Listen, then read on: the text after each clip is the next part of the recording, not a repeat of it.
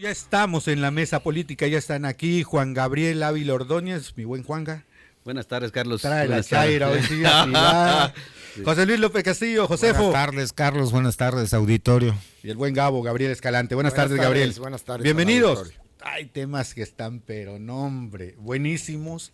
A ver, tanto saben ya, qué tanto se informaron de esta denuncia que hacen ante la Unidad de Inteligencia Financiera contra el diputado homocista Pedro Armentía?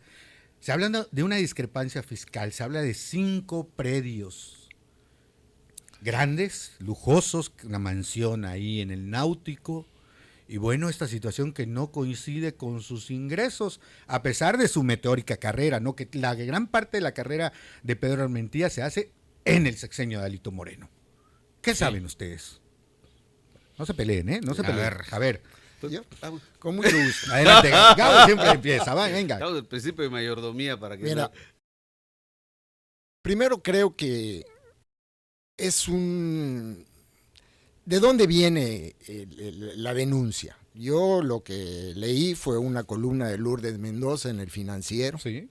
donde precisamente hay una denuncia ciudadana ante la Unidad de Inteligencia Financiera del Gobierno de la República, diciendo esto que comentas, ¿no? De las discrepancias económicas entre sus ingresos y lo que ha gastado y las propiedades que tiene, sobre todo, y hablan de 5 casas, terrenos, lo que sea, ¿no? A mí lo que me llama, pero además en la columna de Lourdes Mendoza, y cuando lo maneja El Financiero, que es donde escribe Lourdes, Sí. sacan las fotos con Álvarez Maynés, Sí. cuando estuvieron en un concierto que se habían echado las copas, se ve mucho más de copas Álvarez Maynés, el ex candidato de Movimiento Ciudadano a la presidencia de la República, que el propio Pedro Armentía. Entonces, pues eso también te da indicios de que hay tema político involucrado, ¿no? Claro. Indudablemente, Álvarez Maynés es la figura más importante de Movimiento Ciudadano ante la discapacidad que ha venido teniendo y el poco foco que ha venido teniendo Dante Delgado, que era la figura preponderante de Movimiento Ciudadano. Obviamente Álvarez Maynés, y es muy amigo de Pedro, Sí. indudablemente, es muy amigo de Armentía. Entonces a mí me llama la atención porque, por ejemplo, ¿para eso está la UIF? Yo creo que no. La UIF es la Unidad de Inteligencia Financiera del Gobierno de la República, y todo el lavado de dinero de este país y todo el recurso producto del huachicol, que hablamos de cientos de miles de millones de pesos, los temas de lavado de dinero que los norteamericanos nos tuvieron que exhibir para Sey Bank y para la Casa Vector entonces, de Poncho Romo, y dices tú, a ver, para atacar a un agente local, yo creo que hay otras instancias para que realmente aquí existe una fiscalía anticorrupción, existe una auditoría superior del Congreso, se revisan las cuentas públicas de los gobiernos, claro, que revisen cuando fue funcionario del gobierno estatal, y ahí tiene que aparecer todo el manejo de los recursos que él tuvo. Aquí tienen los registros de las propiedades.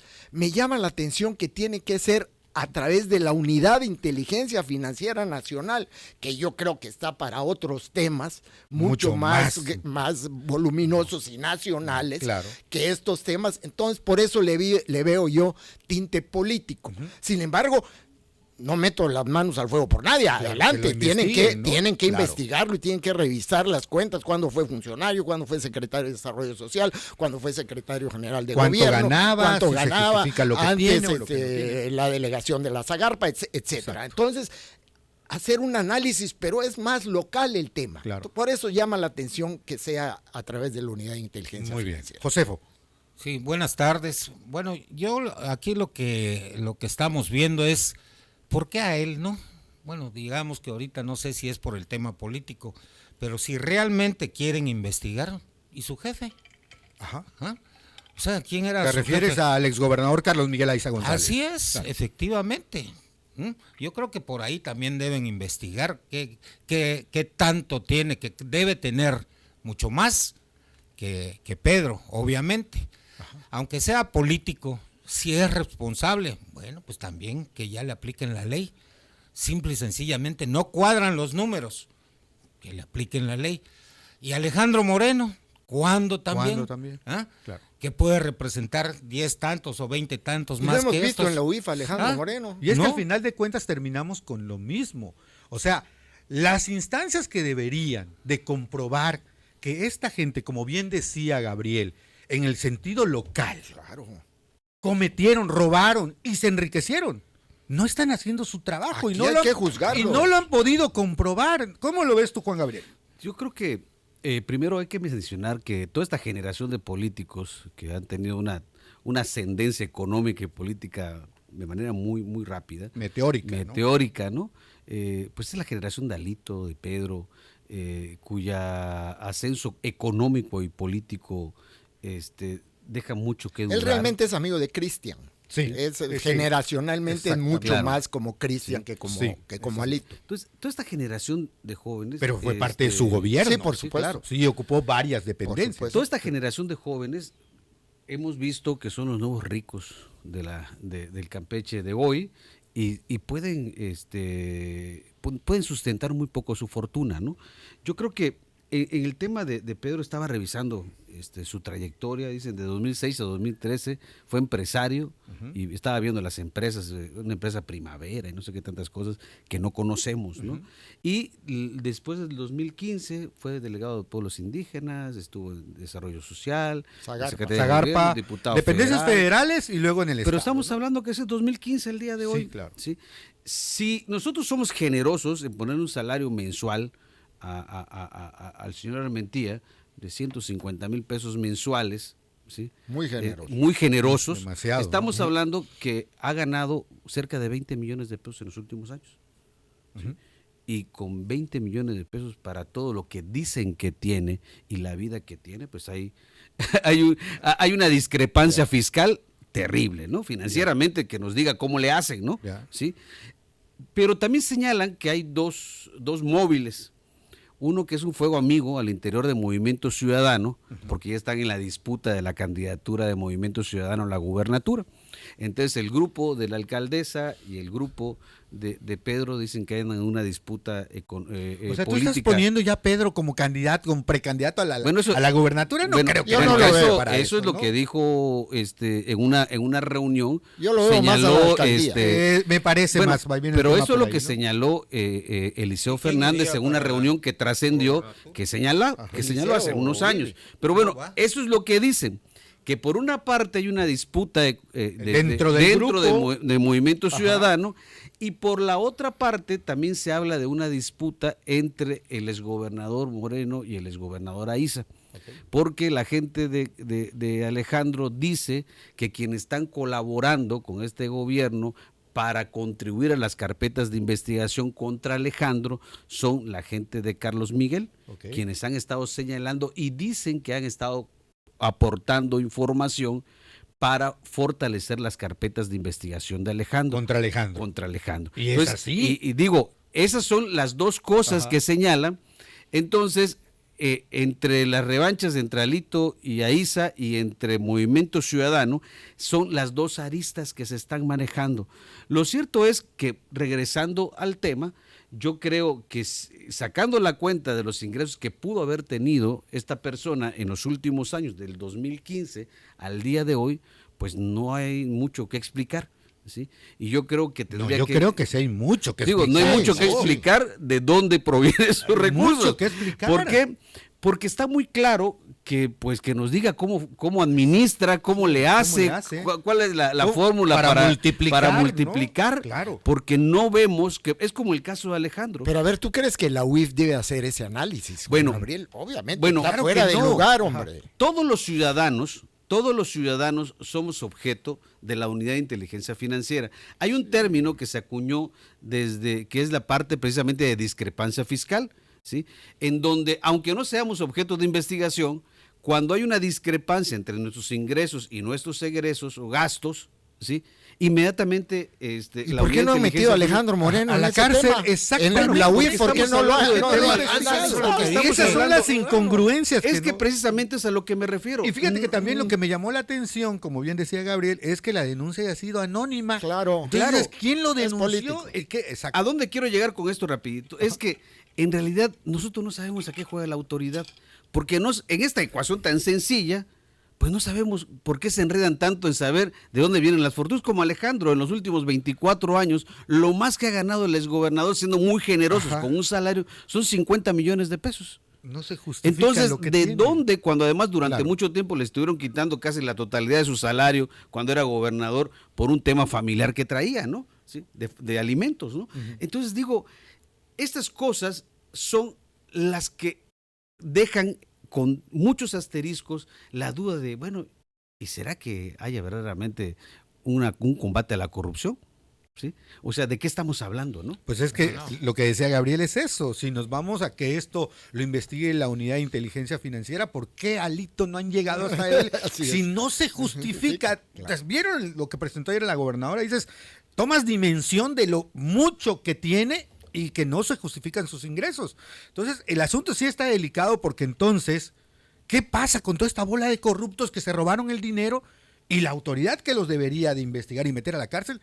Nomás no ha podido, porque hay que decirlo. ¿Y ahora qué hacen? Recurran a la Unidad de Inteligencia Financiera. Ojalá y los revisen, ojalá y lleguen al fondo y los metan a la cárcel el que se robó el dinero, porque de eso estamos hartos. No vemos que el presupuesto en este estado se va reflejado en obras, en beneficios para los ciudadanos. Y siempre es lo mismo, se Así van es. a ocupar otro cargo en un partido, en el partido donde están, y bien, gracias. Y no pasó señores, nada. No pasó nada, no sucedió nada. Bueno, ¿ustedes creen que esto prospere? No. ¿Cómo no. lo ves, Juan? Difícil Difícil. porque hay que apuntar que el ámbito de competencia de cada una de las autoridades. En el caso de lavado de dinero, operaciones con recursos de procedencia ilícita, los estados no pueden hacer nada. Esto Todo nada está más centralizado a las unidades de inteligencia Es financiera. para exhibirlo. Eso es Bueno, todo. Así es. ¿tú Sí, no no. crees que prospere igual? No, Gabriel? para nada. Muy bien, cambiamos de tema. El tema Trump se desocupó de Medio Oriente, ya ven que lo solucionó. Voltea de nueva cuenta a México.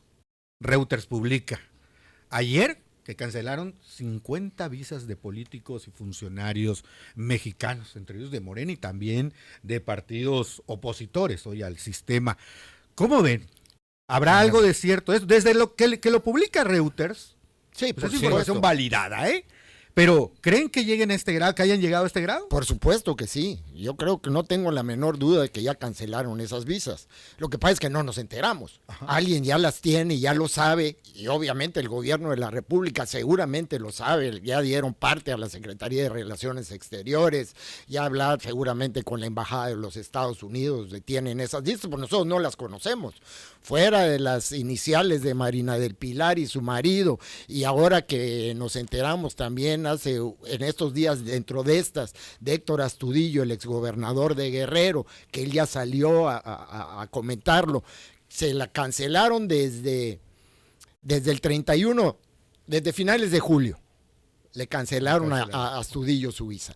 Y él dice, yo creo, porque tampoco me notifican por qué es. Entonces Y es no muy tendría por difícil qué. hacer un análisis, no Ajá. tendrían por qué hacerlo. Así es. Él argumenta que las nuevas formas y la nueva manera de hacer política en el gobierno de Donald Trump en Estados Unidos, ahora hasta por hablar mal de él, pueden cancelarte tu visa. Si te pescan alguna figura o haces comentarios o haces publicaciones en contra del gobierno de Donald Trump o en contra de su persona, ¡pum!, es motivo para que puedan cancelarte tu visa. Entonces, pues, mientras no conozcamos realmente quiénes están, que obviamente, seguramente sí hay muchos, inclusive en funciones, gobernadores, funcionarios de alto nivel, quizá de Morena, quizá de otros partidos políticos, pero necesitamos conocer un poco más para poder dimensionar hasta dónde. Pero bueno, también conocemos la política que maneja y que está manejando Estados Unidos con México, ¿no?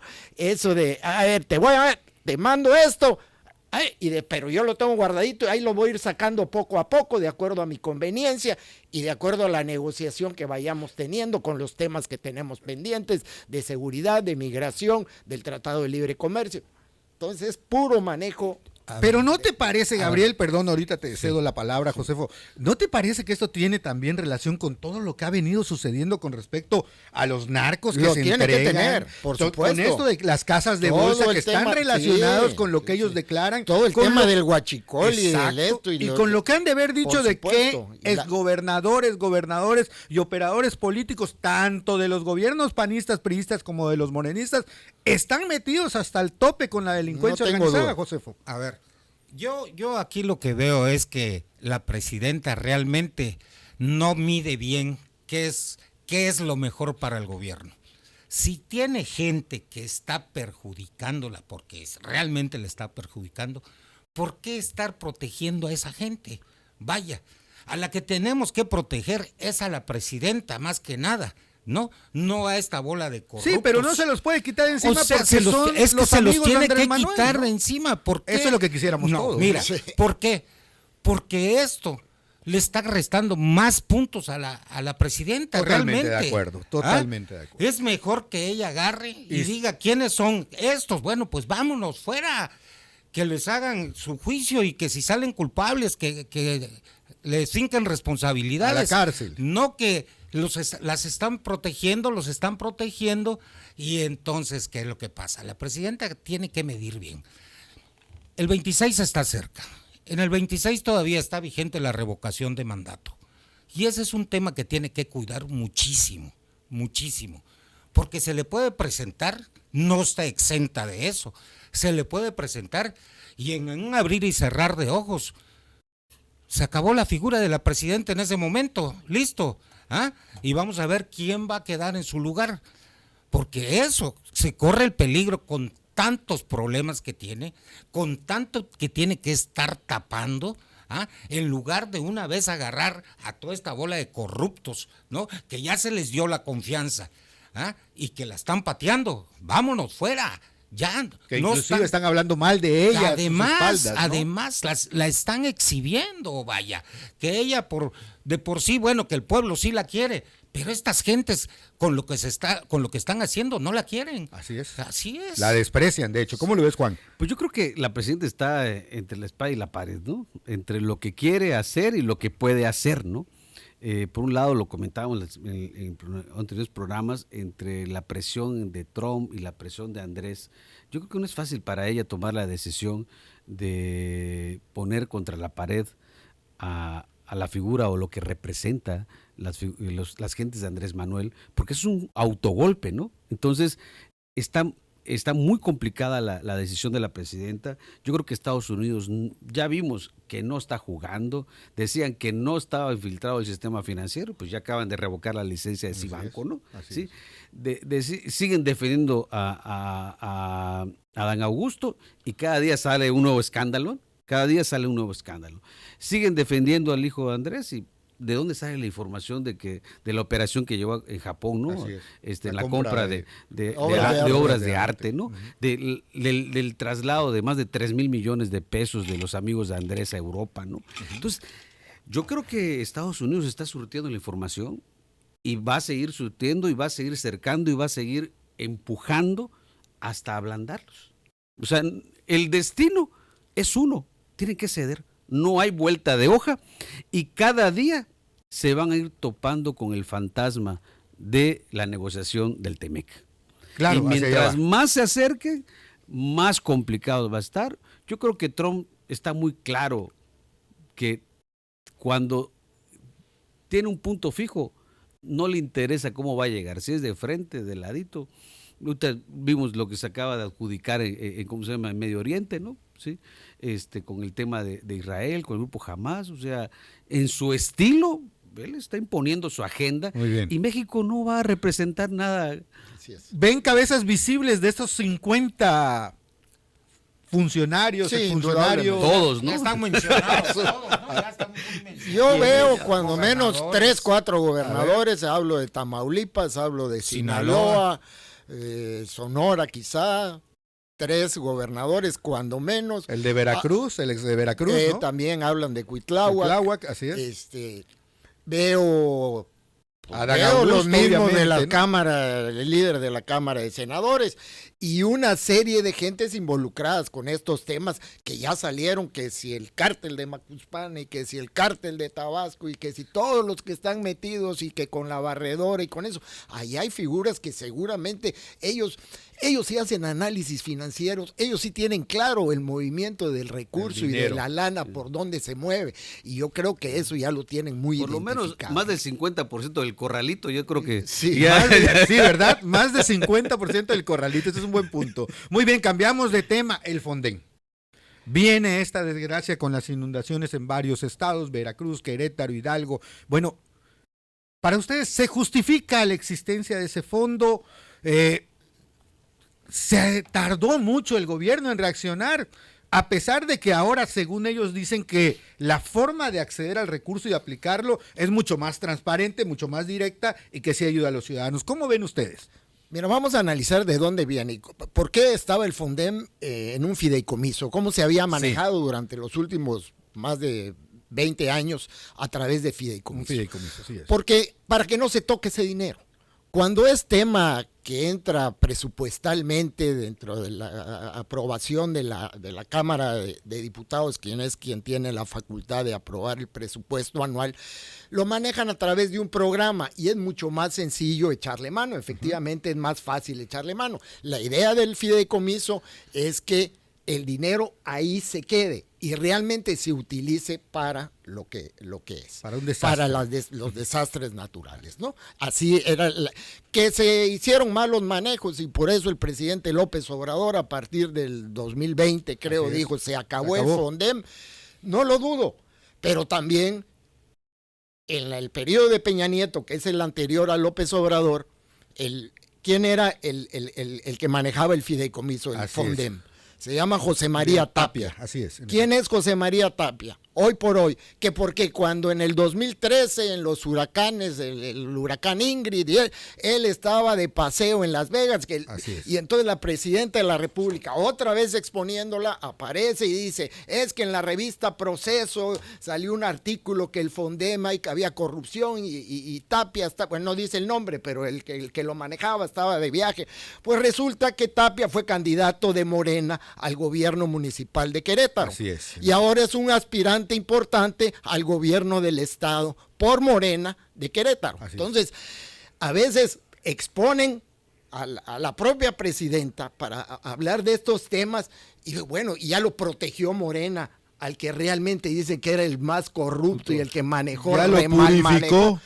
Es una barbaridad, tienen que tener más cuidado. Pero aquí el fondo del asunto y lo que yo quisiera resaltar es este tipo de desastres naturales. Si no tenemos la infraestructura adecuada, si no tenemos los bordos en los ríos, las carreteras en buen estado, no ha habido mantenimiento en esto. Desde el gobierno anterior no se le ha dado mantenimiento a la infraestructura y a los servicios públicos en el abandono. Entonces, cualquier problema de desastre se magnifica. ¿Cómo no? Entonces, ¿por qué no lo hicieron? Porque el presupuesto lo priorizaron en bienestar social, sí, pero clientelar. Sí, y las obras faraónicas.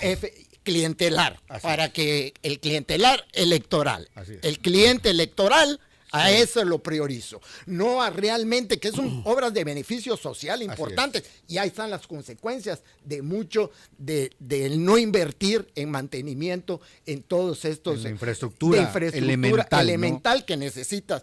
Y obviamente, si le recortas a los municipios, le recortas a los gobiernos de los estados, pues también los tienes pues atados de manos porque tampoco pueden invertir y no tienen la capacidad para responder. Y si además te tardas en reaccionar cuando pasa algo, pues ahí están las mentadas de madre, como pasa en Veracruz y en otros estados. ¿Cómo lo ves, Josefo? A ver, cuando hay corrupción en alguna institución, corres a los que están en ese momento al frente de la institución, ¿no? En el Fondem.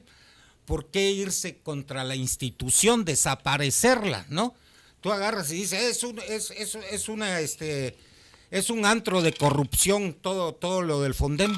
Ok, límpialo. Claro, lo tienes que limpiar, metes al bote a todos. Pon candados en la forma de operar. Pones gente de tu confianza para que las manejes. El por qué desaparecerlo.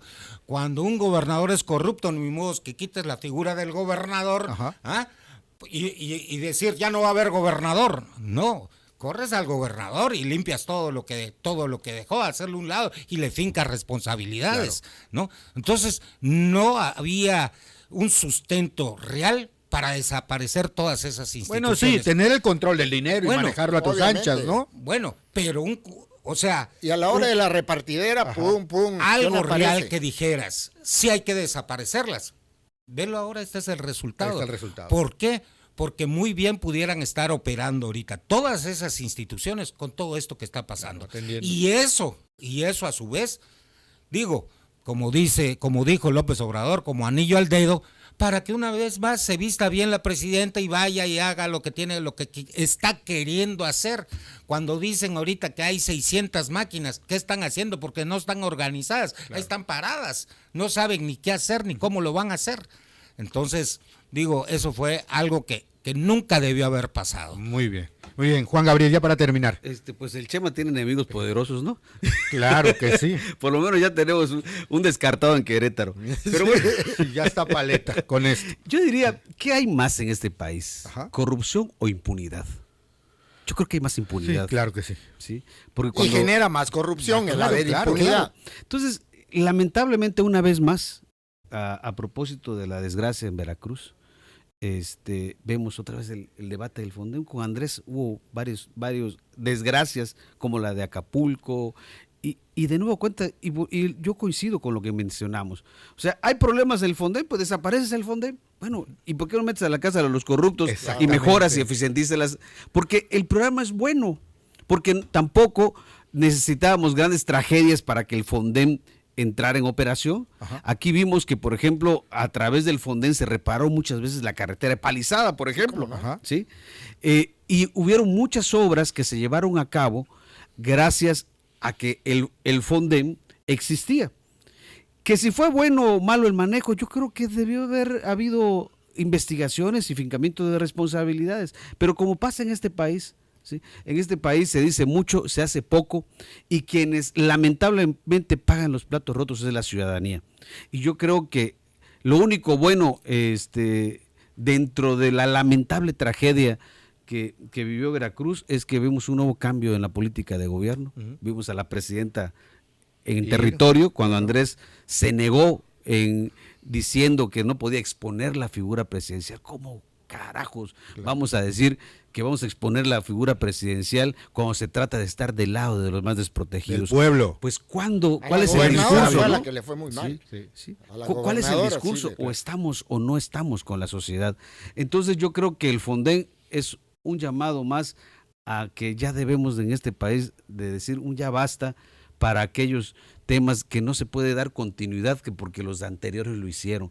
Hay programas, hay proyectos que valen la pena mantener, vale la pena perfeccionar, pero lo que no vale la pena es seguir inventando, jugando a la política. O hacer como que hacemos protegiendo a todo el mundo, ¿no? Claro. Sí.